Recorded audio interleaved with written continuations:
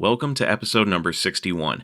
As a lot of you know, I recently did a live stream episode of Direct Connections with Jonny Mopar as my co-host, and we were joined by a group of our pals to talk Mopars.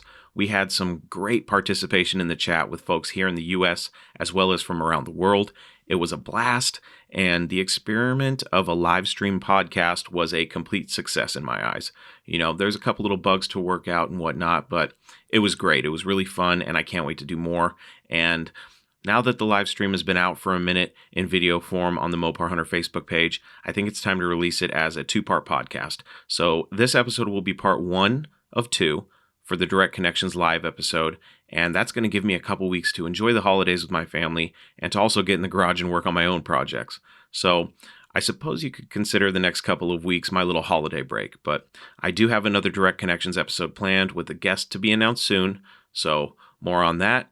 And that episode will likely be live streamed and released again at a later date as an episode of the podcast too. So if you missed the live stream that we just did, or didn't have a chance to watch it yet, or enjoyed it enough to hear it again in podcast form, this is it. So without further ado, if you are a Mopar enthusiast, then you are in the right place. Don't go anywhere. You're tuned into the best Mopar enthusiast-driven podcast on planet Earth, and I'm your host, Chris Albrecht, better known as the Mopar Hunter, and this is Talking Mopars, Direct Connections.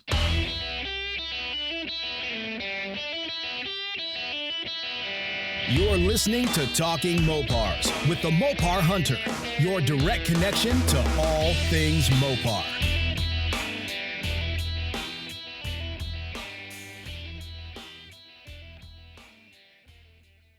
Okay, folks, before I kick off the live stream audio, I have to warn you that we had some bugs and some glitches during the live stream. And once I started listening to the audio files, I realized that my audio was complete garbage. Now, I sat there and I was like, how is that even possible? What happened? And then I realized that it is possible that instead of picking up the audio through my microphone, I forgot to set the settings, and instead the audio from me was picked up through my webcam, which would be complete garbage audio. So I think that's what the issue was. So I apologize for the poor sound quality. I hope you can still enjoy the episode. Hopefully next time we won't have that problem. And also there are some glitches, some delays, but that's the stuff you deal with when you do a live stream. So we're working these kinks out. Please bear with us, folks. It was a good episode, and there's no one to blame for the quality besides myself. I knew these kind of issues would happen live streaming, and we're just going to have to move forward and see what happens on the next one and keep fine-tuning as we go. But here is Talking Mopars Direct Connections live with myself, Jonny Mopar, and our Mopar friends. We are live. Ladies and gentlemen, it is I, Chris Albrecht, and my good pal, Jonny Mopar, for the first episode of Talking Mopars Direct Connections Live. I don't know what to expect from this. Jonny and I have zero plans. We're just going to talk Mopars. So, without further ado, if you are a Mopar enthusiast, then you are in the right place. Don't go anywhere. You're tuned into the best Mopar enthusiast-driven live podcast on planet Earth. And I am your host, Chris Albrecht, better known as the Mopar Hunter. He is Jonny Mopar, my friend, and this is Talking Mopars, Direct Connections, live. Jonny, we're here, buddy. How you doing, Chris? Good, live and in the flesh. I was saying that people like car crashes, and I'm sure this is going to be a car crash. So on my part, not on yours, Jonny. It's all good. We're just going to hang out and talk Mopars like we always do. So, you know. Yeah, I don't know if you know this or not, but I've been a passenger in a car crash before. Yes, that was an epic story, and you survived. Yeah, and I'm pretty sure you're going to survive this one too, Jonny. I'm hopeful. So what's been up, man? What have you been up to? Oh, not much. Well, I mean, a lot of stuff, I guess. On the Mopar front, I've been working on the Duster, trying to get the alignment squared away on the car, trying to check off those boxes so I can get the thing ready for the track, you know. And then let's see, I got my D100 back from Dennis McKay, buddy of mine. So I have a lower D100 again, so that's cool. Happy about that. Awesome. Yeah, I saw that and I was like, oh, he got it back. For some reason, I didn't realize you had gotten rid of it, but your Yeah. circle of Mopars is so big that I can't keep track of them all. And so far, we have HEMIBill has showed up.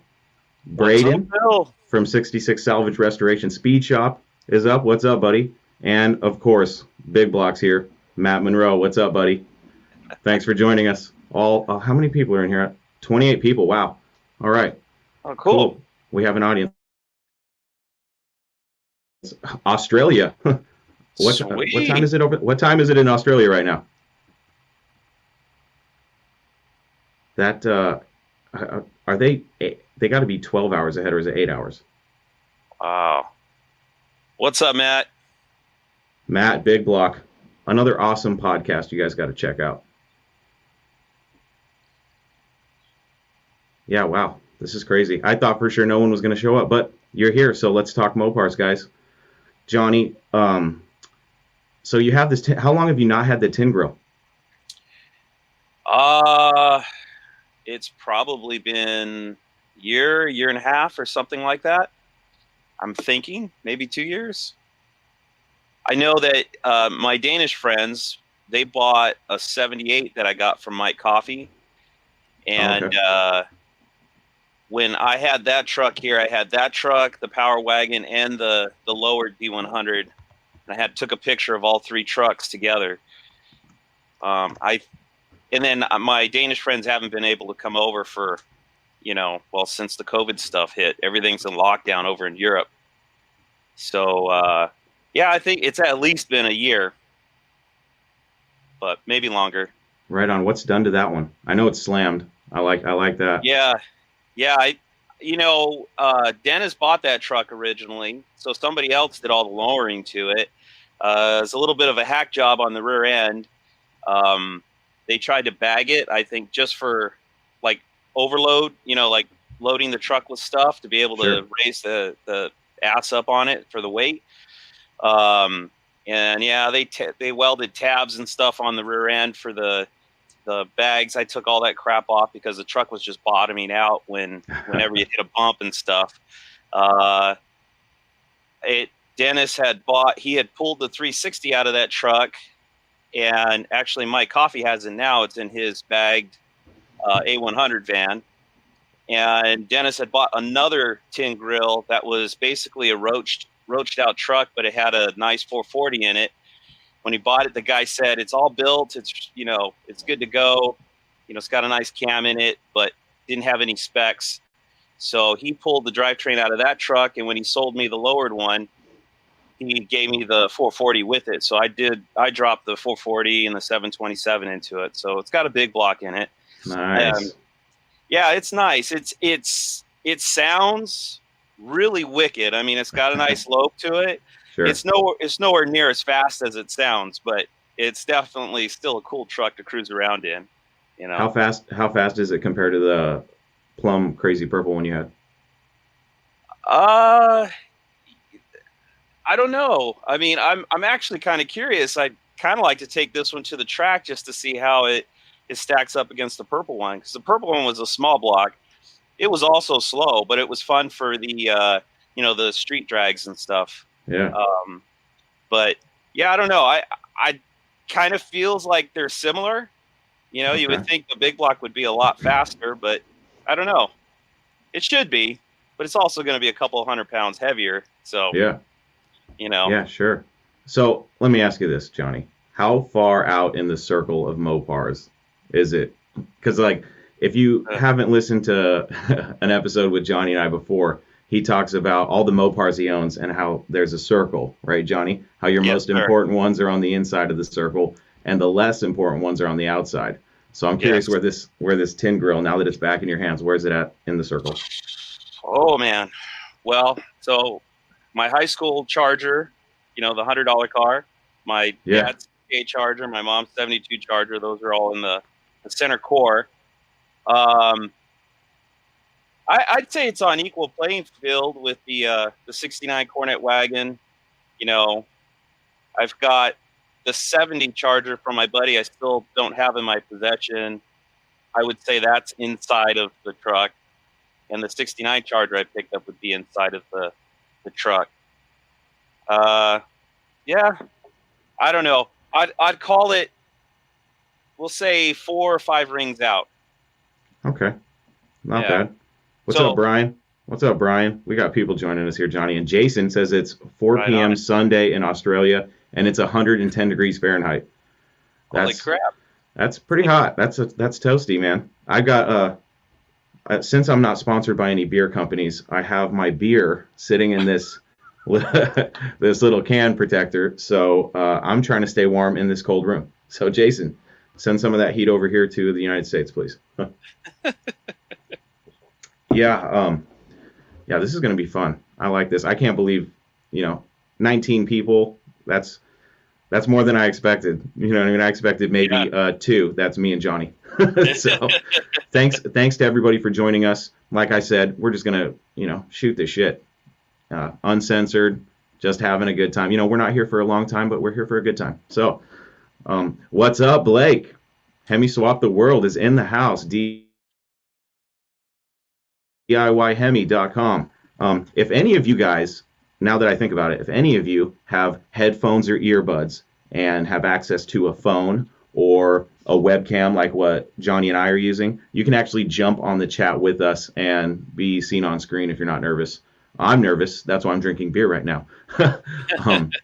But yeah, we're just, this is basically just a live episode of the podcast. So like I said, no rhyme or reason, just having a good time. So we're talking Mopars right now. Johnny just got a tin grill back returned. And you were talking about yours being butchered, like the rear suspension. You should come see mine.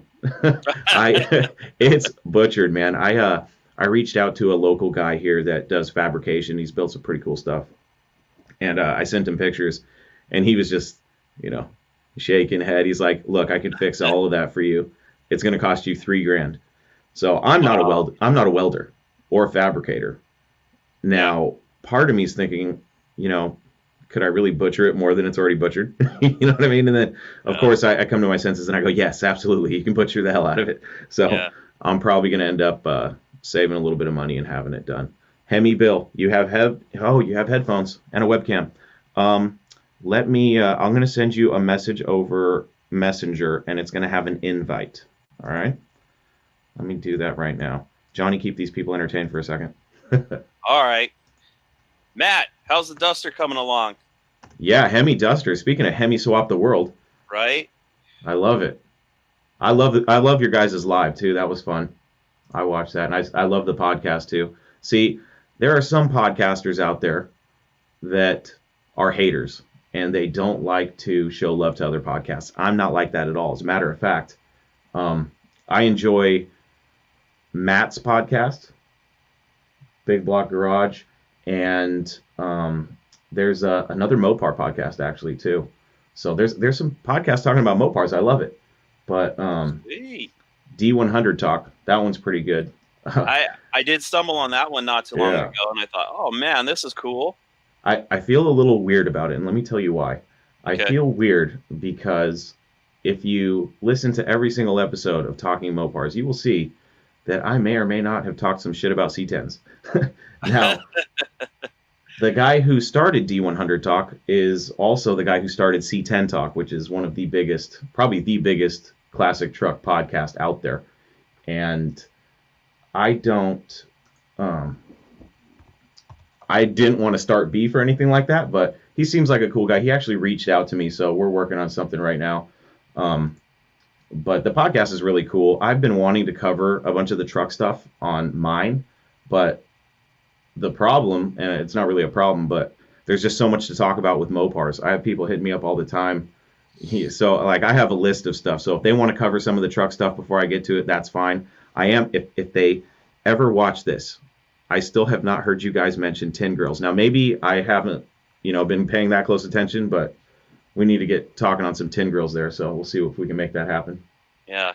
Start that movement. Keep that movement going, right? Yeah. Hey, did you see, let's see, Brandon's comment? What do we got? Looking for his headphones. He's got, he's doing dropping a Hemi in his, let's see. Oh, no.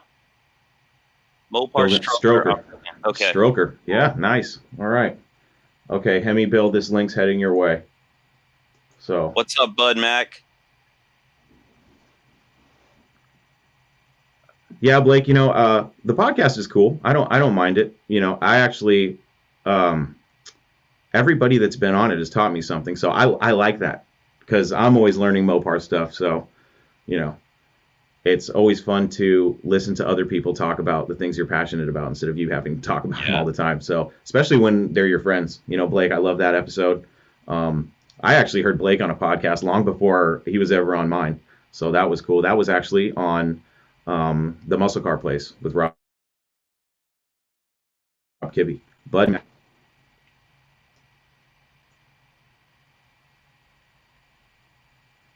Let me try resending that, Bill. Resend the link. See if that comes through. All right, Blake. I will send you an invite. We can have up to 10 people on this screen. So wow. Let's try to get this happening. Bill, send me a message on Messenger so I can see if you actually got it. My computer is also running really slow. I think the StreamYard is taking up a lot of bandwidth or something. But Blake, I will send you a link as well. Matt Monroe. All right. Oh, it's a party now, guys. Yeah. I love it. Well, there you go. Let's talk about modern Hemis and, well, A-bodies. I'm curious because, I bitch and complain about A-bodies all the time. I'm not saying I don't like the cars. I love the cars. I have one. But, man, they are a pain in the ass. So how much more or less of a pain in the ass are they dropping a modern Hemi in them? Funny enough, I thought that there would be, gobs of room in an A-body with a modern Hemi, but I saw a couple swaps and I was like, shit, there's really not much room in those things either. So let's talk to Matt about that. Matt, I'm trying to send you a message right now. This computer's really pissing me off. All right, here we go. Yeah, here's a little segue for you, too. You think A-bodies are bad. C-bodies are about equally as bad. Really? Yeah, you might be surprised, but if you've ever worked on a C-body, they're like a freaking A-body when it comes to the frame rails. I mean, they're big cars, they're wide, and they have a lot of space in the engine compartment up top. But there's HEMIBill. What's up, Bill? What's up, buddy? Not much. Just got the shirt rocking tonight. Nice. Yeah, buddy. I can hear you guys fine. My shirt too. Nice. Perfect. Sweet.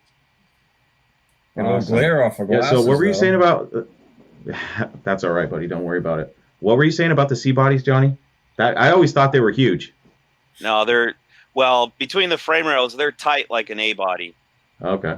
With the steering box and the steering column and everything, it's like the engine is right up against all that stuff. And it was funny because I was working on one, and I was dropping a 400 into one, and my buddy John Jones, the guy I got General Mayhem from, he was like, oh, they're just like working on A-bodies. And I'm like, holy shit, they are. What the hell? You'd think they'd all have all kinds of space inside of them, but they don't. They do at top. Big block in the house. What's up, Matt? What's up, guys? Gosh, this is going to be a full house. This is going to be fun. Awesome. So continue, Johnny. Oh, that's about it. Just that they're a pain in the butt. I mean, like I said, they have room, but trying to get like headers for them and stuff, you might as well put A-body headers made for A-bodies on C-bodies. You know what car I really want to see in person, and I have not seen one yet, is in person, is the Fury with the 446. I've heard of them. I don't know what the production is on them, but they're really cool. The longer I stay into Mopars, the longer I find myself looking at C-bodies and going, those are pretty damn cool. I like those things. They are cool. I mean, I've gone through a boatload of them. Probably in a bad way. I mean, there's probably going to be some upset people out there, but when I started, young and just out of high school, C-bodies those were considered donor cars for their big blocks. So It's funny. I probably went through about 6 of them, just ripping their big blocks out of them and junking the cars out before I actually got to one and drove it. And it was one of my favorite cars once I started rolling one. I think they make great project cars. Go ahead, Bill. Can you guys hear me? Yes, I can. We can. Hey, I was going to say a friend of mine has a 68 PIP that is a legit 440 Magnum 4-barrel, 4-speed car, power everything. I've got some photos of it. It's a very cool car. Former police car. Oh, wow. That's cool. So it's got the big 11-inch brakes and all the other good stuff on those. It's got these huge front discs that are made by Bud, Nazi Hayes. C-body front disc 4-pers are huge. Huh. Blake is trying to get on here. Blake, you've got the rolling circle of death. I kind of figured that tech would be a little bit of an issue depending on how all your guys' internet is, but we're going to ride with it and we're going to see what happens. It'll be cool. We got Paul tuning in from New Zealand. Love the show. Thank you, Paul. I love it too. Scott, let's see what Scott has to say. Just remember, if someone wanted to put headers on, the main advice was to pull the engine, lay the headers in, replace the starter, and put the engine back in. That's what I've heard with the A-bodies. I haven't done that swap yet. I believe, was it HEMIBill that was telling me how fun that was going to be? Or was that you, Johnny? One of you guys was telling me how fun it was going to be for me to do a big block A-body. Oh, that was probably me. I think on one of your podcasts. It wasn't actually hard in my car, but I loaded mine in from the bottom. I basically hoisted the car up with a cherry picker, those tools that me and my buddy made, and then rolled the 440 and trans underneath the car and then just lowered it over the top, and it went in like butter. Interesting. It's kind of the only way to do it. I mean, especially when you're trying to put a big block in an A-body. But sure. Speaking of that, big block putting a big block in an A-body. Or a new Hemi. The Gen 3. How's that going, buddy? It's pretty much together. It's sitting over next to me. Nice. You can see the duster in pieces behind me. Yeah, hell yeah. I see it. So, but I'm pretty much going to do the same thing Johnny did, is lift up the front, just lower it back down on top and bolt it in. Yeah. Sweet. And HEMIBill, you've got some modern Hemi stuff going on, don't you? Mm-hmm. Tell us about that, buddy. Yeah, I've got a Barracuda in the garage. I'm looking at my background here. It looks like I'm the only one that doesn't have a man cave. So let's go mobile for just a second here. Oh boy! All right, and we'll go for the tour. I actually hope to do what Matt's doing, get out in the garage and have the cars in the background. Yeah. But I think I gotta go. I got to give my wife the credit for that one because she's the one that set this whole thing up out here. 7 Barracuda. Nice. There we go. Yeah, shaker, right? What's going on with the air cleaner? It looks kind of flat. Which I'm see if I can get a. Yeah, it's a shaker hood, but it's not going to be functional. It's a flat aluminum plate. It's not functional. It's going to be a faker hood, unfortunately. A faker hood. I like that. Nice. I wish I had a better camera on this, but let's see if we can get some inside. Here we go. Oh yeah. Tremax 6-speed, 4-wheel disc brakes, lots of goodies. Big hole in the hood. Here we'll shamelessly plug. Can you read that? Yeah. HEMIBill. And we got Mr. DIY Hemi. This is my man garage, unfortunately. It's just it's really in the garage. All right, can everybody hear what's going on right now? Can you all hear all of you guys in the chat? I can hear everybody. All right, Blake's in. Yes. Big Block's Finally. in. HEMIBill, you're glitching out, but that's okay. Stay with us. That's a really nice CUDA. Gosh, we've got a couple E-body owners in the house. Johnny's the lone B-body guy right now with all the stash. So hey Matt, I got to ask you, man, how's the podcast going, buddy? Yeah, that CUDA is not mine, unfortunately. It's a customer. That was Bill. Oh, there's Bill. Yeah, we're a little bit off sync here. Let's try this again. Matt, go ahead. Man, it's going good. Definitely starting to get a little bit more into doing a little bit more deep edits to try to get everything cleaned up a little bit, and realizing that takes a lot of time. Yeah. Yeah. Man. Yeah. You definitely don't realize how loud someone breathes until you got to cut out every single loud breath they take. Man. It's definitely I wish people could see the dumb shit that I have to deal with, and I'm the only one to blame. You know what I mean? I'm like, oh man. I shouldn't admit this, but the last episode I'm sitting there and I'm recording and I farted and I was able to edit it out of the show. Okay. I'll admit it. I admit it. Awesome. Okay. I passed gas. All right.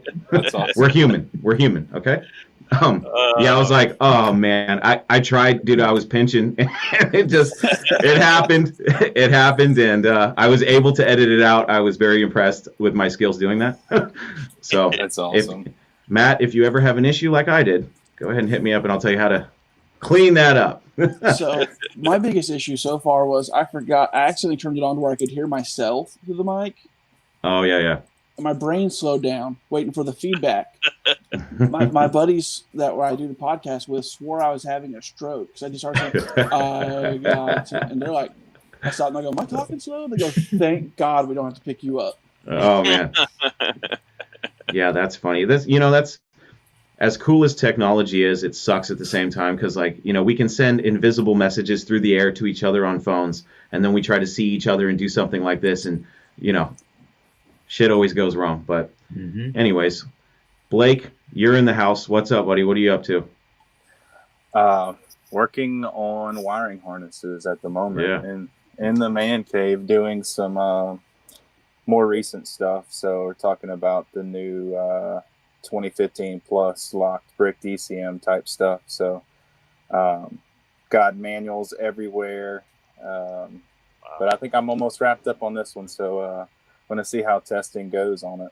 Nice. How's the truck swap coming? It's pretty slow right now. We haven't made a whole lot of progress on it. I've been traveling a lot with my day job. So I think I've been back and forth to South Carolina 2 or 3 times. So for us, that's like a 11-hour trip. Oh, yeah. And I've been on the road a lot. So the truck is staged, ready to rock. The engine's ready to go. And the harness is sorted out, so I have the harness built for it. We're just waiting for another day to sit down, film, and go step by step. So filming does slow it down a bit. You have to make sure you're being aware of showing the important information, the details.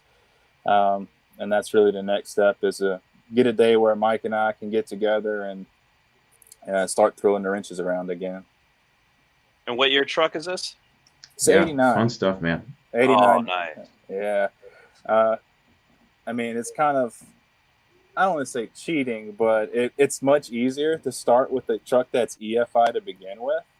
So you have the fuel tank that's already, designed for EFI. It's baffled for an internal fuel pump, those things. So it really helps to kind of have that set up already to begin with. Some of the older 10 grills a little bit more difficult because you'd have to, ideally source the fuel tank from a later model of that same body style. But you can do other things as well if you want to get a little creative. Has any guys hit you up for like emissions? Like I live here in California, and anything 76 and newer, it's got to pass emissions. So what if you were to swap to a modern Hemi? Is there an easy way of making it legal and being able to drive it? Yeah, so actually the rules in most states, and I believe California is one of them, is if you do an engine swap, you have to meet the emissions requirements and the output of the vehicle the engine came out of, so that model year. So you would have to kind of retain in the wheelhouse of, in this case, it's a 2006 engine going in this truck. So as long as it passes all of the emission controls features as you would for a 2006, you should be fine. So I know here in Louisiana, they test fuel cap pressure to make sure that it's relieving properly. It's not openly emitting fumes to the atmosphere. They check for the catalytic converters. Those things, it's a complete dropout out of the donor vehicle in this case. Yeah. And then you have your evaporative system, your scrubbing canister, if you will. So as long as you transfer all that over, you should be fine. Louisiana really doesn't check that hard at all. So here in Louisiana, if it's older than 1996, before the advent of the OBD2 exhaust port, diagnostic port, they pretty much don't care. So nice. My CUDA has no catalytic converters. It's just running 2014 Charger. No, I'm sorry, that was the older vehicle I built. The CUDA is only running MagnaFlows. So we have forward oxygen sensors. I turned the rear oxygen sensors off. So it's not exactly fully street legal, but yeah. It sounds good. Yeah, here, if it's, if you had a 75 and older and you put a modern Hemi in it, like there would be no point to tell California that you did it, because then you would have to put all the stuff that you're talking about, like cats and all that kind of crap. It's like, as far as you're concerned, it's a 318 or a 440 or, an old motor, and you don't have to, there's no inspections, there's no smog at all. You're basically scot-free, which is kind of weird for California that they let you off so easily if you have a 75 or older, but then like they send you through the gauntlet if you're 76 and newer. It's like got to have all the original stuff. It's like you would think, well, if it's just clean, if it's, if what's coming out of the pipe is clean, that should be good enough. But no, they got to have all of the, I have a Power Wagon that has a 360 in it, and somebody ripped all the smog stuff off of it. So it's like the truck runs fine, but I can't drive it because I can't find the emission control stuff for it, So. Yeah, I think there's only been one inspection station around here that I went to years ago where they popped the hood and they looked for the emissions decal and they tried to, route the exhaust, the EGR. They tried to trace everything and really pinpoint it. I never went there again, to say the least. Smart man. Everywhere else, the diagnostic port on all my swaps, it's usually hidden in the glove box or under the dash, and they don't even pop the hood. Another thing here is if it is of antique status, so 25 years or older, no rules apply. It doesn't even have to get inspected. So I kind of get away with a lot more. Yeah, you're in the clear. They're trying to pass something like that here in California as well. So my fingers are crossed. Yeah. Well, reality is these engines are just so much more fuel efficient, and they put off so many less pollutants than the old ones do. So it's kind of ridiculous if you think about it. Yeah, you would think it'd be part of their agenda to promote, hey, let's put new Hemis in everything, The emissions. Sorry about that, guys. California's emissions program was supposed to be a rolling through window, and they ended up just going with 85 and up and no rolling after that. A lot of people, including myself, were fighting against that tooth and nail, but we just couldn't get the legislation through.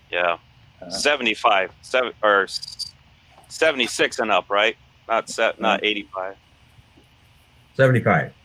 Yes, 76. Excuse me. My bad. 76. There's zero inspection in Arkansas. Nobody gets inspected. That's awesome. Shit. That's nice. It's the boot, man. It's like the Arkansas, Louisiana boot. It's the boot of excellence, is what it is. Exactly. Nice. Yeah, you guys got it made, man. Everything, So, well, sometimes. except for you two up in the corner. Yeah. Well, look, California is I know- insane. Yeah, I me know and let's see, SEMA. that guy. Yeah, him. Yeah. That guy. Yeah, that guy right there. I know SEMA. If you guys are members of SEMA, I'm not yet, but it's something I plan to join eventually. A lot of their fundraising, a lot of their membership dues go towards fighting some of these really ridiculous laws and some of that Yeah, that's what I heard. legislation. So they every year they put out circulars and a lot of information out there on how you can help kind of promote their mission, if that makes sense. Yeah.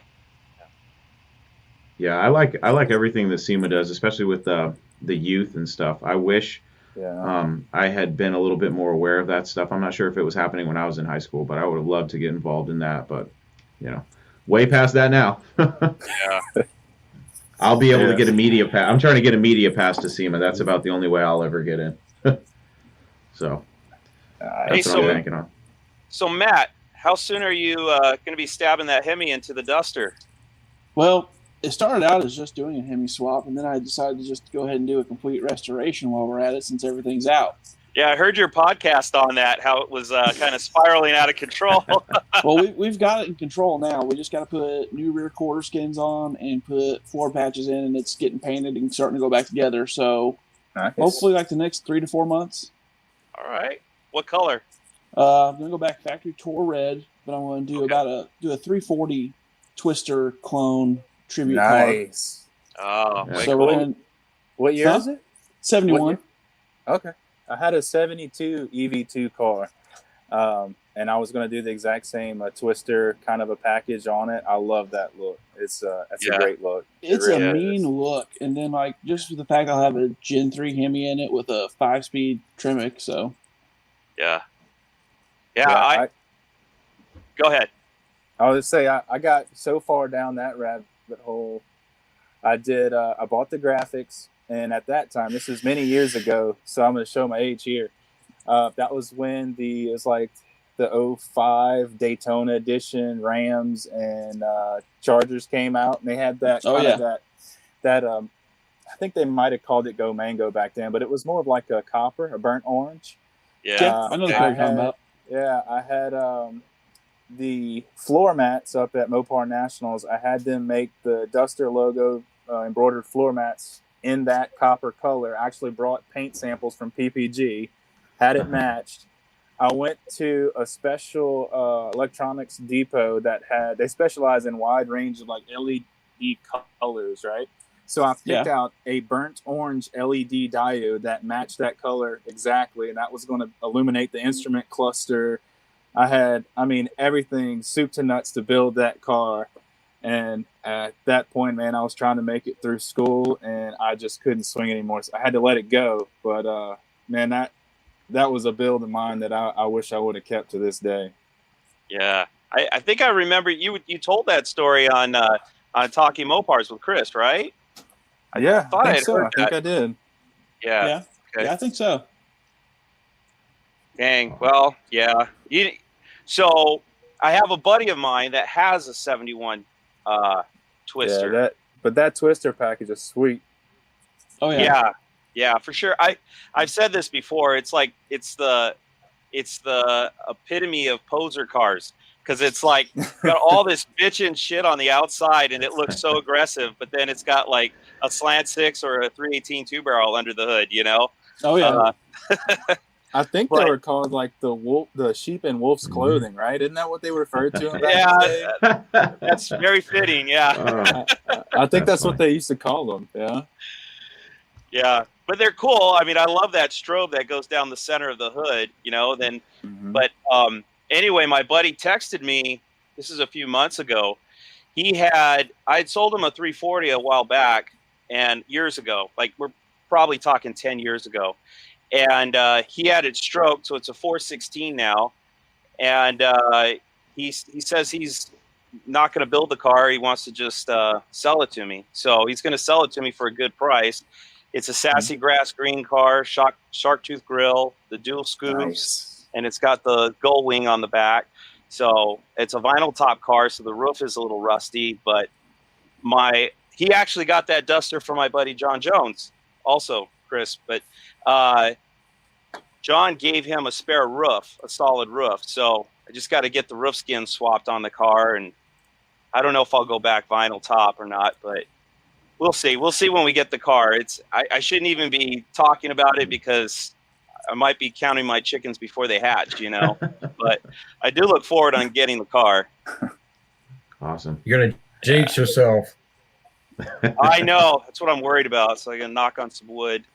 But Johnny, you're gonna have to modern Hemi swap something that you Vinyl's have. hard. I mean, that's yeah, you got to. you know, You're going to convince the world. yeah. My only problem is I have so many projects, and I'm trying to keep everything as simple as possible. So, you know, quick bolt-ins is more my preference. But if I had the time and I had the money, I'd love to put one in the D100. That'd probably be the truck that I would do it to before I did it. That's a quick bolt-in, man. I'm telling you. Yeah, but for me, B bodies require big blocks. I just don't. I don't like small blocks in them. I don't like modern Hemis in them. I can see that. I'm just old school like that. I'm split. I like.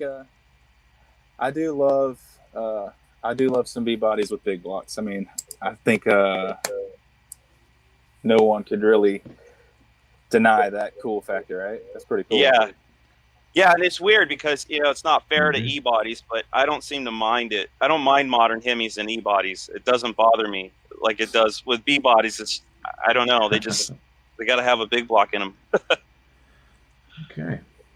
Nice. Well, Johnny, now we know where you stand. Yeah. Now we know where you stand. Yeah. Right? You've got 30 cars, and you can't even put a Gen 3 in one of them. You know what I mean? Maybe someday.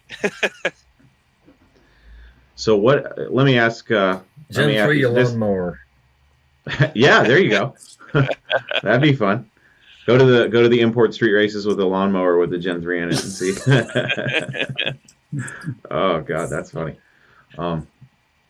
Yeah. So HEMIBill, tell us the story about the CUDA that you have. You said it was a customer's car. Yeah, it's a friend of a friend, and I did major rust repair on it a decade ago. In fact, that's the car that I built my rotisserie for, specifically so I could spin it in my 2-car garage. This major rust repair back in 2008, I gave the car back to the guy because it's a black car. He wanted it painted. It took him 2 years to get it painted. And then from that point on, he was begging me, can you reassemble it for me? And I said, yeah, I can, but I didn't disassemble it. So, it's going to take a little bit of, puzzle work. It is a 71 Barracuda, not a CUDA, but it is a legit 383 Magnum 4-speed car. Oh, sweet. And the original motor and trans are still at the owner's house. He wanted the modern Hemi, Tremec 6-speed, and a bunch of other goodies and whatnot. The flat hood is at the owner's house. He insisted on having a shaker, so I'm trying to make that work still. So about 2 years ago, the car got brought back to me, and it had been painted. Well, the disassembled it. So I had to put the doors, the hood, and the deck lid back on it and not scratch anything.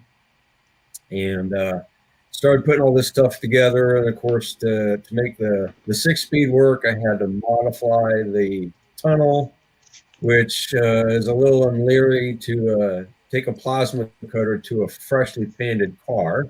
Yeah. But got all that put together. And I don't know if news, if you guys have saw it was Memorial Day weekend a year ago. There's a story of a a local optometrist who was on vacation in Hawaii that was killed by a shark attack. That's the guy that owns this car. Holy shit. So wow. I've been working with the owner's son since then to finish it up.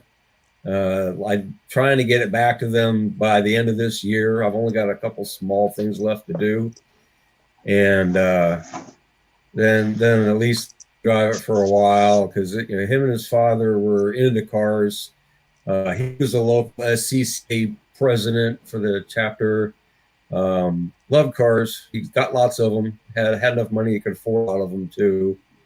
But when he died, unfortunately, it left a giant hole, not only in his family, but also in the local car club community, because he was such a great guy. So, trying to wrap it up. What kind of challenges did you have swapping the Gen 3 in that car?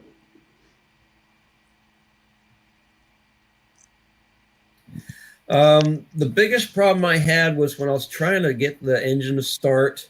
I used the original harness and I blended it with the harness from the car. So I've got the original 2006 6.1 harness, and trying to get it to start. There was a couple things that were real interesting. Is it's got an OBD port that I put under the dash, and it kept saying no communications.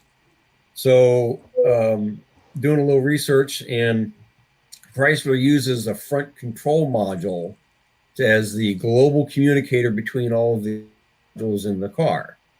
And I have the front control module, and I had it hand wired, and I had sent the original PCM out to a company in Florida, and I had the security system turned off, but it just kept saying no communications on my scan tool, no communications. Well, there's actually there's a high-speed CAN bus, and then there's the diagnostic bus. The diagnostic bus goes module to your OBD port, and then your high-speed CAN and your low-speed CAN are for different signals. The high-speed CAN is faster, and that's for the stuff that is required right away. The low-speed CAN is for the slower signals, the gas input, for the runs that signal across the low-speed bus. Well, notifications was it came down to I had to tie those two CAN buses together, even though it's not on the wiring diagram. Chrysler gives you just the diagrams of just what you need at that moment, and I couldn't find where this CAN bus was part of a diagram. So on a guess, I just took both of the positive CAN wires, twisted them together, and both of the wires twisted them together, plugged in the scan tool, turned it on, and instantly I had 22 faults. Yay! Never been happier to actually have fault codes. So at least then it was communicating.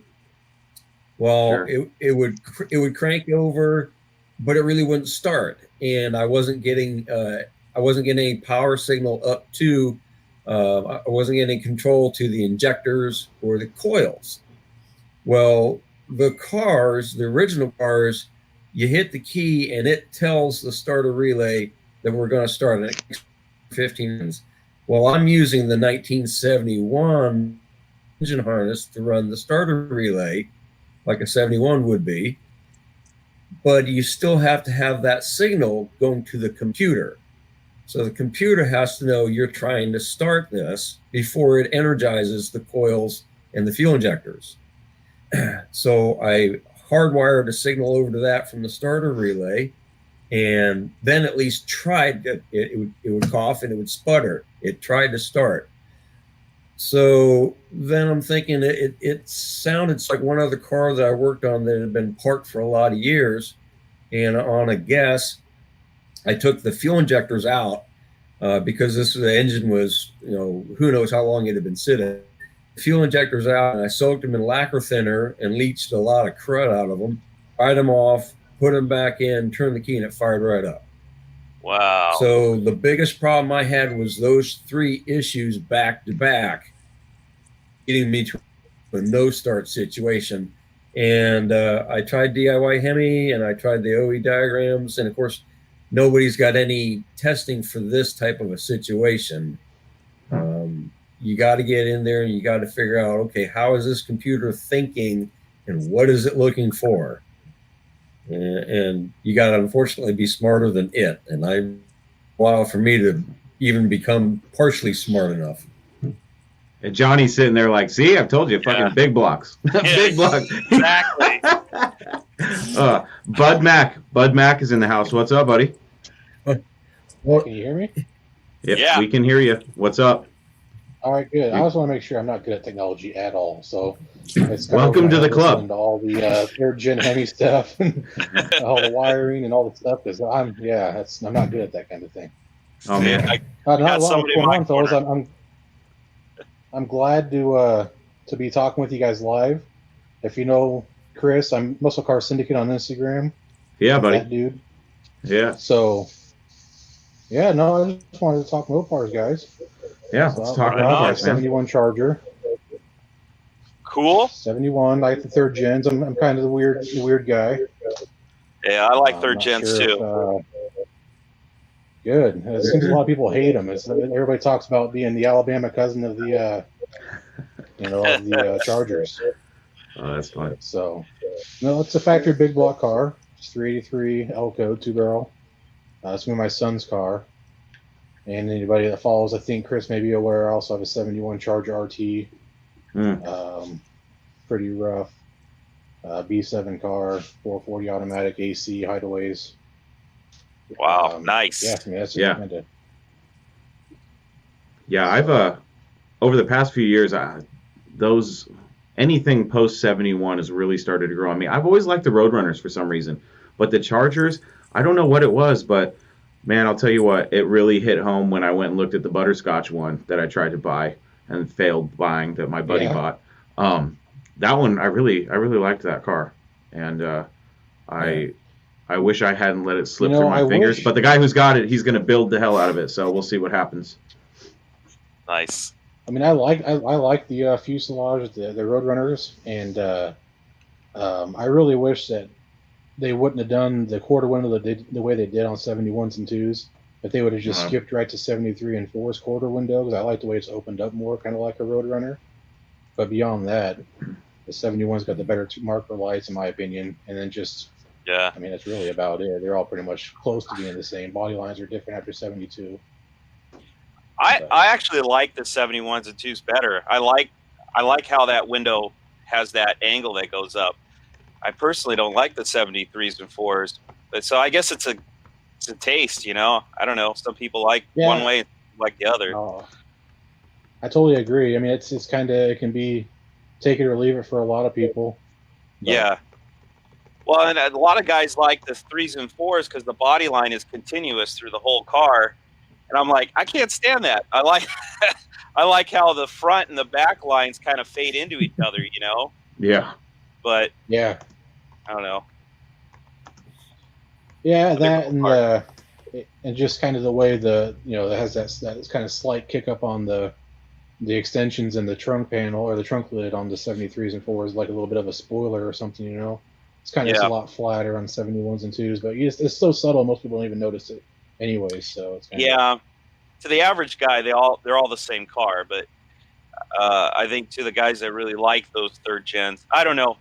I'm a 71, 72 camp guy. Like I like those two, but I don't like the 3s and 4s, And I think there's guys that are 3s and 4s and then they don't like the earlier ones, the 71s or 2s. So I don't know.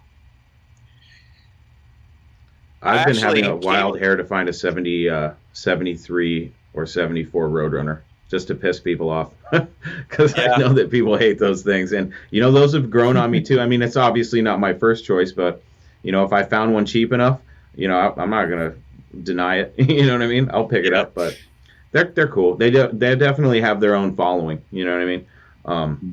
But they're still reasonably priced. They're not a 68 to 70. And I don't think they'll ever hit that, but they're still attainable, Yeah, They're starting definitely. to kind of get unattainable for the average Joe, it seems. I saw a lot of just base chargers, base, satellites for the third gens that are getting up there in price for the amount of work and things they need. And I'm definitely not a price basher. I'm not that guy that goes on every thread and says, "Why are you asking that much money for that car?" Yeah. Things are kind of getting there. So I don't know how Yeah, you it's moderate bad. your page, man. People 1-0 too many, right, I'd Tony? be Yeah, everything's right. expensive to Johnny. But yeah, as far as taking care of the page, man, it's one of those things where every once in a while I'll be scrolling through and I'll find a good thread or something that I really wanted to see what people had to say. I'll jump on there and I'll say some things. But there's so many, and there's so many people that comment the same thing over and over and over again that after a while it just gets, and that people say the same thing. Oh, overpriced, one too many zeros. Oh, that must be some good weed. Oh, this guy's on crack. Oh, this guy's on meth. It's the same shit over and over again. So after a while, I just scroll through it. But sometimes somebody has a good one. When they have a good one, then I acknowledge and I go, that one was funny. Good job. You made my day. Yeah. But for the most part, it's like, I'm really not that guy to price bash, because guess what? At the end of the day, most people, that's their asking price. And of course, they're not going to give you. I don't know very many people, except for maybe the people Johnny's run into, that give you the best price right off the bat. You know what I mean? I mean, if I was selling my shit, I would aim high with it too. I probably would let it go for a lot cheaper. But that's the way I see it. The way I see it is if that person was in the same boat, they'd want to try to get as much money for they could too, right? But yeah, absolutely. It's easier for them to get on Facebook and bash the guy, I suppose. And yeah, I keep hearing the same thing about, all the rich guys are pricing out all the lower end guys and stuff. Well, that's going to end eventually. Eventually, the money's going to run dry, and those guys are going to start losing money when they have to find buyers for their cars, and they have to end up taking cheaper prices. And hopefully, like every time I am watching Barrett Jackson, I know people are, what the are you doing watching Barrett Jackson? Every time I see a Bronco or some sort of oddball vehicle that is starting to climb in value, I love it. I'm like, yes, let the focus be on those pieces of shit, and then we can hopefully get some lower prices on the Mopars. But I mean, obviously, some stuff is never going to go down. Hemi cars, things like that, 6-pack or 6-barrel cars. But I hope, and this is going to sound bad, but as the older generations start to, go away, I'm hoping that, I go to these car shows and I see, and this isn't taking any shots at the modern Mopar guys. I like those cars too. But there's definitely influence of the tuner car scene. And I just don't see the same passion with the muscle cars, in a large quantity. I see more people, gravitating towards buying a car off a lot and, throwing some fancy lights and some aftermarket wheels on it. I don't necessarily see as many people going out to the fields or wherever they're finding these cars and, doing these projects. They'd rather just, dump 50 grand and have a Hellcat or whatever they get, which is cool, in its own little segment, because I want a new Challenger too. But I like knowing that maybe in 20 years, I'll be the old timer that has all the cool Mopars because I managed to get them for cheap, I think there's some truth in what you're saying, because if you look at the guys that were kind of before the muscle cars, you look at the guys that were into the hot rods and like the shoebox cars and stuff. Like as a kid, I remember like 57 Chevys were all the rage. Like everybody wanted a 57 Chevy, and 57 Chevys were just like skyrocketing in value. It seemed like, and then I think and even like 55s and 56s weren't worth as much as a 57. It was like the iconic classic car, but I think those guys, and especially the older hot rod generation, like I think those cars have plateaued, and it's probably, a lot of those guys are passing on, and the guys that are into the cars after that generation, like the muscle car guys, were, I'm 48, but I'm probably on the young end of, that guys that are into those kinds of cars, and I don't know how many generations behind me we've got before they completely lose interest, like you're saying, going into tuners or, mini trucks or whatever, So I think possibly at some point, but then again too, it seems like the hot rodders, there's sort of like this new generation resurgence that's come along and kind of pushed that back up, and what I've seen is from the 90s, like the 90s, I mean, dude, muscle cars, Mopars were everywhere. There was tons of them. If you wanted one, you could find one for a good price, and then I think the Japanese were doing, like, their currency was doing really well. So in the 90s, the Japanese were buying up a bunch of American muscle cars and then taking them over to Japan. And then and you look at, like, today, I don't know if it's these TV shows or if it's Barrett Jackson or whatever, but that Americana muscle car scene is kind of spread worldwide. And I think they've gobbled up a lot of the cars and pulled them out of the country, because now you look around, I know a lot of them have been crashed or rotted away or went through junkyards, but it also seems like, man, a lot of these cars are overseas now, Yeah, that's true. Look at Sweden. I've shipped two of them to Germany. Australia, Europe. There's a lot of places where you like, especially with the podcast, I've been getting a lot of guys emailing me and reaching out for listener stories and things like that. And I didn't realize how big the Mopar scene, that little niche is still huge in other places. Australia, especially, like, I got that on my bucket list now because so many people have reached out to me and said, hey, we've got Mopars down here and stuff that you don't have. And, I've been trying to, for the Australian guys and gals, I've been trying to do some research on that stuff because I definitely want to have an episode or episodes about Mopars that weren't available in the States, because there's some cool stuff out there that I wish we would have had here. Some of those Brazilian Chargers, I think those things are awesome. I think those are awesome. I wish I could import one. I was trying to figure that out. I went down this deep rabbit hole of how can I get one of those here? Because they're so cool. But HEMIBill, what do you think about the current market of Mopars? I mean, obviously, we all know it's insane. But what's your opinion? Well, you guys were talking about the older generation dying off, and unfortunately, I'm part of that crowd. I am 50. Sorry, Bill. And you're still young. That's okay. My son is your age, and he's not interested in cars at all. And I don't know one younger kid in this area that's into cars. And some of it is I blame, believe it or not, I blame a lot of it on California laws, because out here you weren't allowed to hop up your engine. So everybody went with the stupid graphics and the lowered mini trucks and the spinner beds and all that makes you go, ah. So that's where the muscle car scene here died off because of all that. I can't fault the people with the newer muscle cars. A buddy of mine, his wife drives a brand new Challenger SRT 8, and he says it is the fastest thing he's ever driven, by far faster than his Hemi Challenger, which is up in your area, Chris. But the reliability, the on-demand horsepower, air conditioning, and a warranty. Maybe one day I'll get one too. Who knows? Yeah. The deeper I get into this, the more I've realized that I don't know if it's greed or what, but I really want one of everything. You know what I mean? I wanted my tin grill truck, got the tin grill truck. I wanted a Mopar. I don't like calling it a muscle car because my Dart isn't a muscle car. It never was. I'm trying to turn it into one, but I feel uncomfortable every time I say I have a muscle car. So I have my classic Mopar.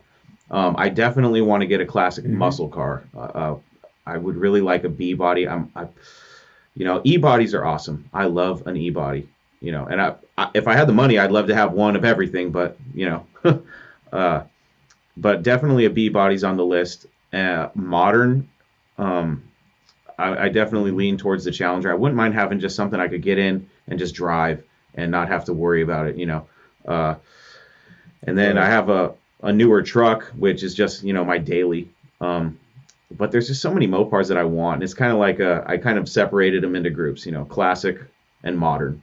And so far, all I need is a classic muscle car and a modern muscle car. And I think I will have rounded out my little stable, but I just don't have the room for it right now. So that's where I'm at. Hopefully, hopefully here in the next few years, I can figure out what to do about the new Challenger.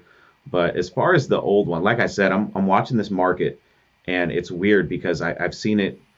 I've seen some really crazy deals. Right now in Oregon, there's a 68 Tribute Superstock Dart, and it's $45,000. But it's got a, I think it's a 528 Hemi in it, and it's pretty much period correct with everything else.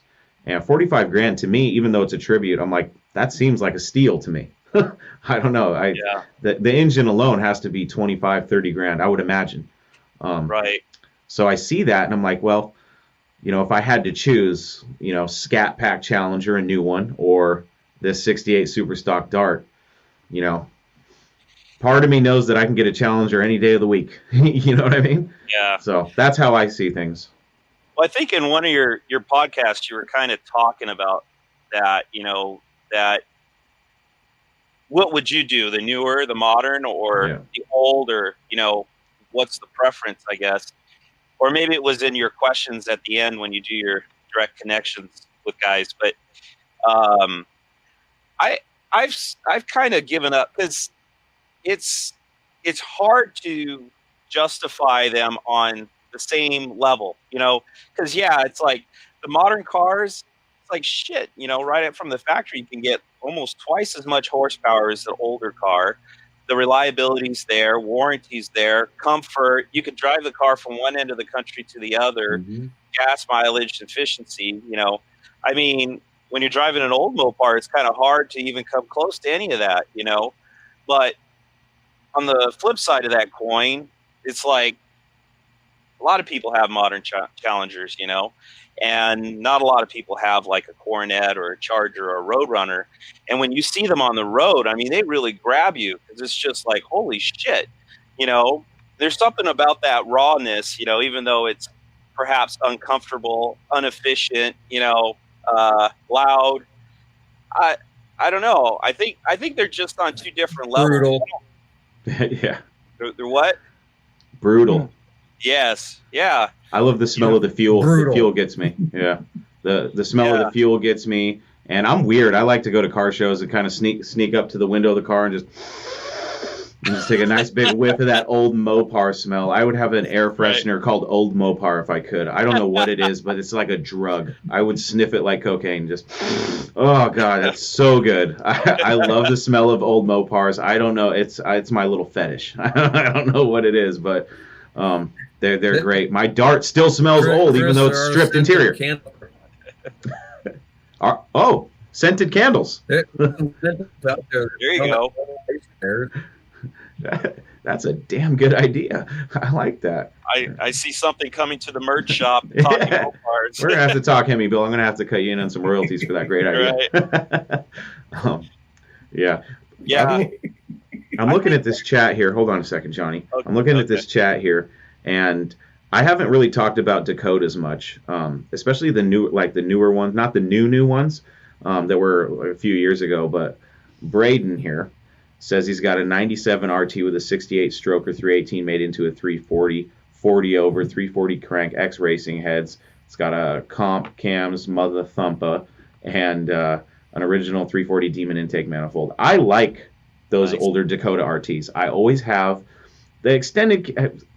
The debate for me is extended cab or standard cab. I'm more of a standard cab guy when it comes to the older stuff. But I love a nice Dakota RT. I like that people are Hemi swapping them. I think that's really cool. Yeah. And even the older ones like the 80s and early 90s.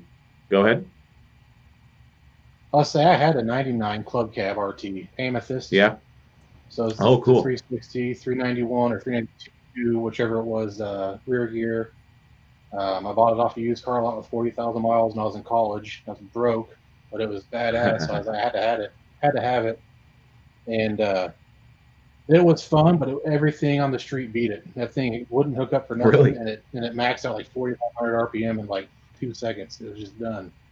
So it was fun to burn tires. That's how it all was good for. But people liked it. It had the Infinity stereo, so I had some good Metallica blaring everywhere I went, it seemed. Yeah, nice. It was a fun truck, and I'd like to have another one. But they're starting to kind of come up in value themselves, especially the earlier single cab ones, because they made less of them. Yeah. And depending on what color you got as well. Every once in a while, I'll see a cheap one, and then I'll see it gone, just like that, locally on like local Craigslist and stuff like that. But they definitely, I have seen some where I'm like 60,000 miles and 11 grand. I'm like, there's a lot of other things I'd rather buy with 11 grand. But I even like the late 80s, early 90s. The Shelby Dakotas. I know a lot of people like Shelby. That thing's a piece of. I like it. I like the Shelby Dakotas. I like that people big block swap those old Dakotas, and even a small block swap is cool. I like to see them at the track drag racing. I think they're cool. I would rather have one of those over an S10, obviously. Well, but did you see? I kind of like what Brayton did. I mean, he's kind of going the opposite, right? He's putting old school stuff in a newer gen truck. But I think that's pretty bitchin'. I mean, it'd be kind of cool to have a truck like that, and you wouldn't expect it to. I'm sure that cam is lumping all over the place, and that thing probably rips pretty good. My buddy John Jones at one time had I think it was an 87 Diplomat, and he dropped a 383 in it with a pretty hot cam. Yeah, he was telling me one time nice. I don't know, his family was having like a Thanksgiving dinner or something, and they can hear the car just ripping coming down the highway because it was so freaking loud. They're like, "Oh, is that the Charger outside?" "Oh no, that's my Diplomat." That's funny. Yeah, my dad, when she passed, my dad still has her, I guess you could call it cherry now, but it's an 85 Chrysler LeBaron. It's light blue with the blue vinyl top, and my dad will not get rid of it. You know what I mean? I don't know if it's a sentimental attachment or what, but he is dead set on putting a V8 in it, and I keep trying to convince him, no, Dad, no. We're not doing that in the 85 LeBaron. We're not doing it. No, Dad, we're not doing it. And he's still, oh, no, it'd be cool. And if he ever listens to this, no, Dad, we're not doing it. But some cars are cool when you do that kind of stuff. Now, back to the Dakota. I want to know where Braden's at, because I would imagine that there's some issues when you try to get that thing registered. Like in Washington, if I had to get it registered, I'd have to go take it and do emissions with it. And I just don't think that they would, be very happy with that setup. You know what I mean? Yeah, it wouldn't fly. It wouldn't fly here in California. Unless you got in Iowa. Really? Oh, nice. Oh, yeah, Iowa has zero inspection. You can do anything you want here. Wow. They quit inspecting vehicles like in 75 or 76. There used to be big square registration stickers on the windshields. I remember my dad's old truck having them on there, and they just quit doing it. So you can swap, do whatever you want here. Nobody asks any question about it. What kind of natural disasters do you have there? Because I wanted to move to Texas for a little bit, but, there's some natural disasters. Not as frequent as Texas does. That's about it. We had that really bad storm they called a derecho. Tornado Alley. Yeah.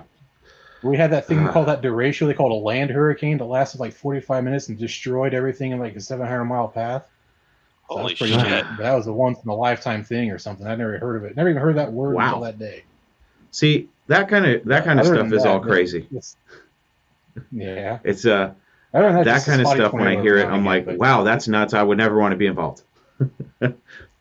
Yeah, I talk shit about it because I'm like, I'd never want to be in a tornado, blah blah blah. But I live next to a volcano. You know what I mean? And we're waiting on this big earthquake that's supposed to come. So my wife and I talk about Texas sometimes, and because I like Texas, I spent a little bit of time there, and she talks about, up north you have the tornado potential, and then down south you have the hurricanes.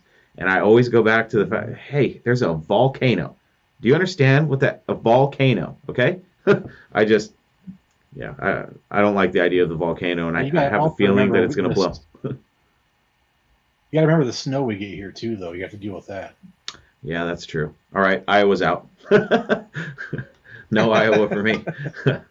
But I do like some of the cars that I've seen up there. Now, that would be considered Rust Belt, right? Yeah, it is. Yeah. salt brine and use salt and chemically rust vehicles the first year they're on the road. Oh man.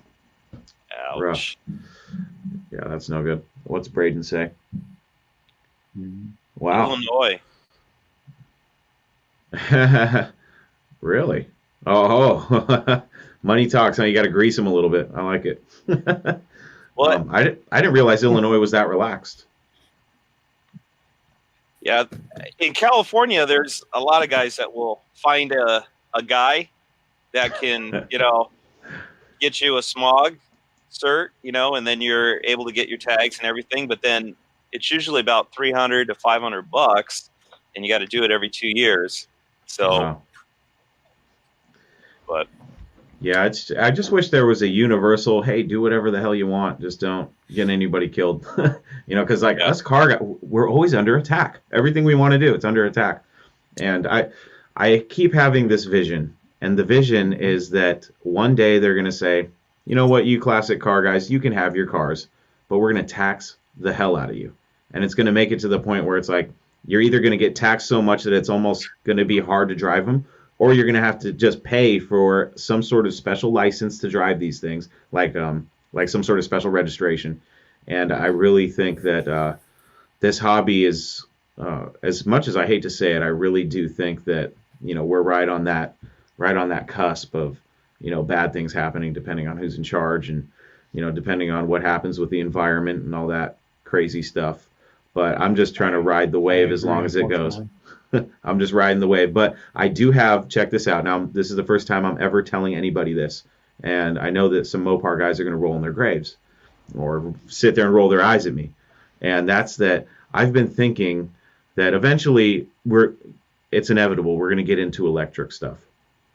So in my head, I've been thinking, okay, what in the automotive enthusiast community, not just Mopars, everything, what will never change? And I think it's, custom paint jobs and things like that, more personalization aside from the engines and performance.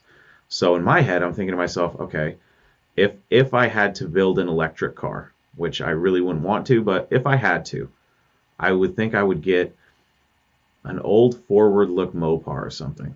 And, or something that you could chop the top on and kind of make street rodish, and, custom frame, air ride suspension.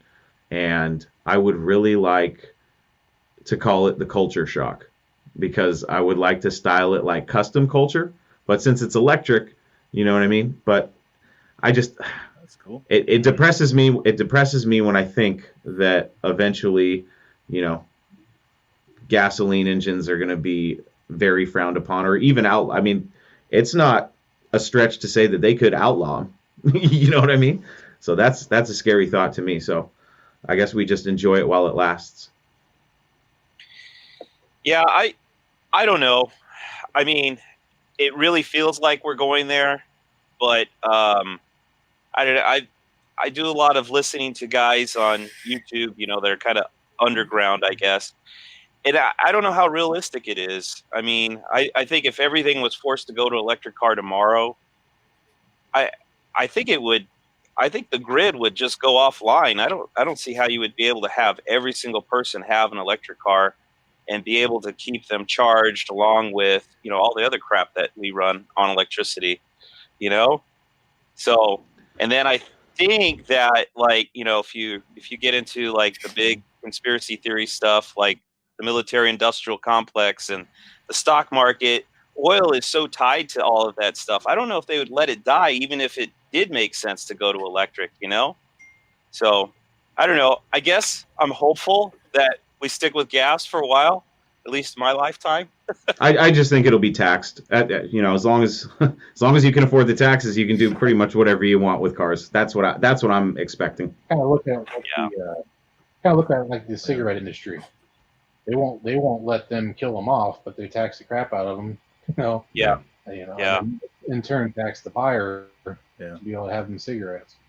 Well, and I could see that. I kind of agree on the point that they're gonna they're just gonna keep taxing us to death on every little thing. Hey, you need parts for 1970 whatever. There's a $100 surcharge for that part or something, or things of that nature. I guess I don't know. Yeah, I could even see them. California's trying to get heavy duty trucks to go away for electric. Really? Yeah, there's some pretty crazy stuff. I mean, my buddy Dennis runs heavy equipment, and I think like every 5 years they give them a huge tax break to basically scrap out the heavy equipment and buy a new one. So I don't know. It seems wasteful to me. It seems like the heavy equipment is running just fine. Why wouldn't you just keep using it? But they incentivize the company to basically scrap it out and go buy a brand new one. So Okay. Now it makes sense because it sounds like Air Resources Board put the time limit on them too. Oh, really? let's hope it doesn't go to cars. Did you see Braden's response? Yeah, I was looking at that. A mud bog machine. So, but it does have plates. So, Braden, that's street legal to drive? I'm guessing. He said earlier, I think he's got like it was like classic plates or something like that. Yeah, I see that. Oh, collector plates. How lifted of a mud bog is this thing? Because when I was driving trucks over the road, I remember I was in Arkansas, and from, gosh, I'm going to over-exaggerate here, but from a mile away down the highway, I could see all these bright colors, and it looked like flags, and I'm like, what the hell is going on here? And then I see this convoy of lifted mud bog trucks that there's no way they were street legal, not where I live, but these things are going down the highway. They must have only been going 45 miles an hour. But I was like, that giant tractor tires, I'm like, how is that even street legal? I couldn't. Only in Arkansas, I guess. I don't know. I'll have to talk to some of my Arkansas friends about that. But definitely nothing I had ever seen up in Washington. That's for sure. And I was like, well, okay, this is like a different country I'm in. Yeah, it was definitely an experience. But yeah, I'd be curious to see how big that thing is.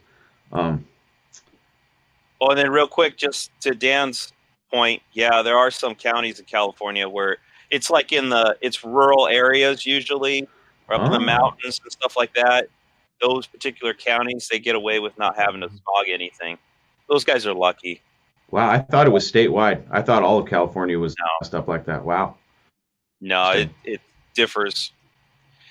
But I think it's got to be, it's like in those areas where it's so rural that there's not a lot of vehicles to begin with, so they don't have smog problems, So, and then there's a lot of guys here that will have a place in Arizona and register their car in Arizona because I think registration over there for a vehicle is like $20 or $40 for a year or two, and over here it's like, I think I pay about $80 for registration on the Cornet, which, I don't drive it daily. It's like, I don't know. It seems kind of lame. It's like tax gouging, Oh yeah. But that's their favorite way to, I just hope to get out of, cause thing that I see and I love it, but I shouldn't say hate it. I love it. Worries me at the same time, and that's ratty muscle cars, because now I've seen the prices of ratty muscle cars, that's, needs restoration but runs and drives.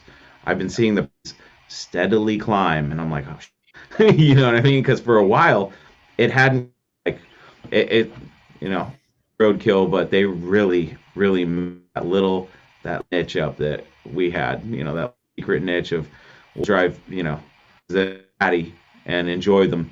And now everybody's like, yeah, bad. So now you see the prices of those things getting crazy. But I don't know. I hope that they still are attainable in the future. We'll see.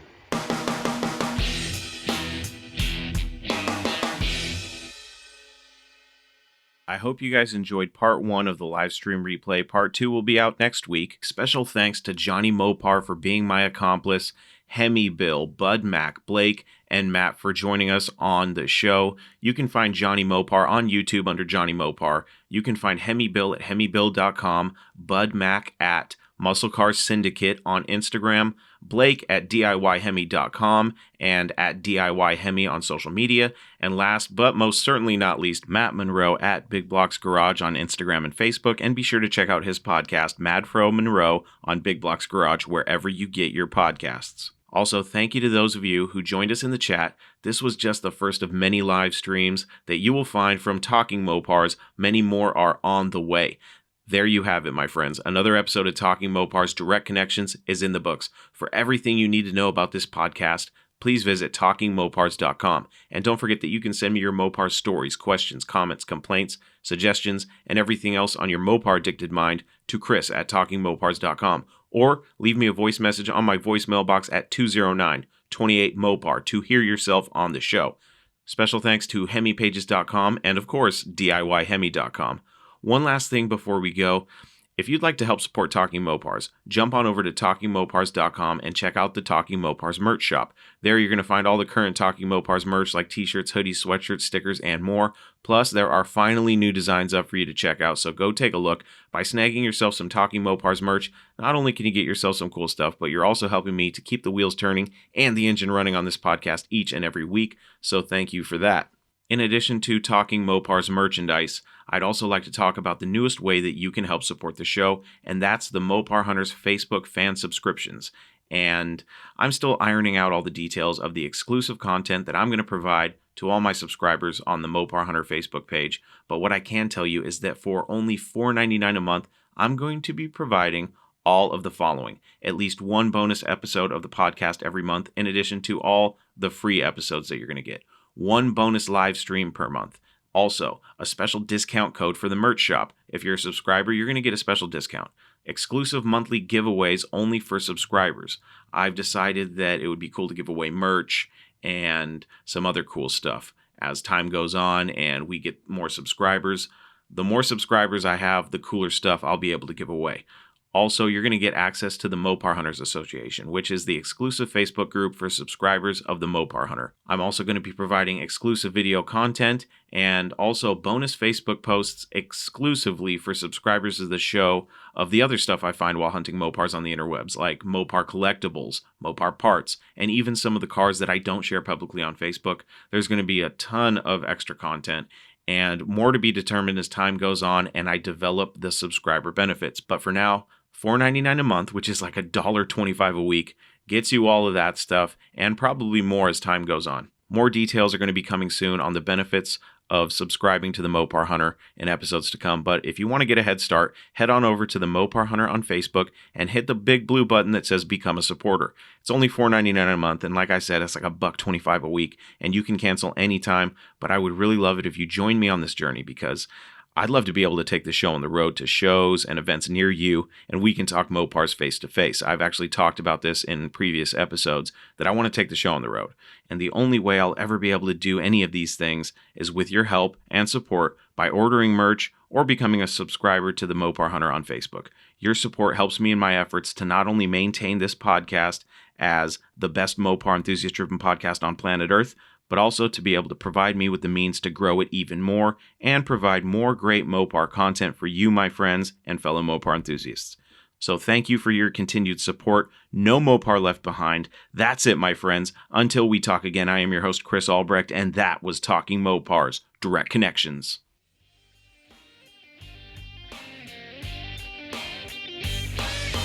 Thank you for listening to Talking Mopars, your direct connection to all things Mopar. Until next time, remember, no Mopar left behind.